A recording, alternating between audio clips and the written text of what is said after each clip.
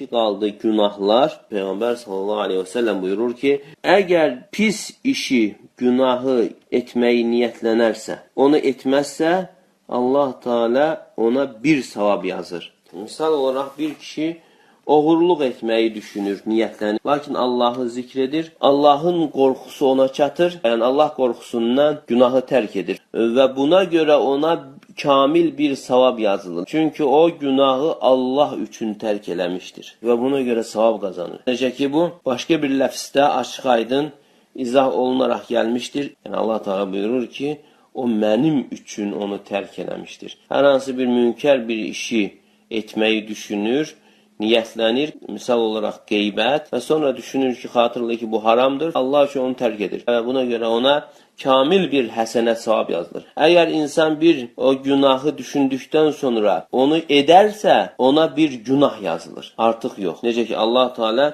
Ən'am surəsi 160-cı ayədə buyurur, Mən cəə bil həsənəti fələhu əşru əmthəlihə və mən cəə bil seyyiəti fələ yüczə illə misləhə və hum lə yuhləmun. Kim yaxşı bir iş görərsə, ona həmin işin 10 qat əvəzi savabı verirlər.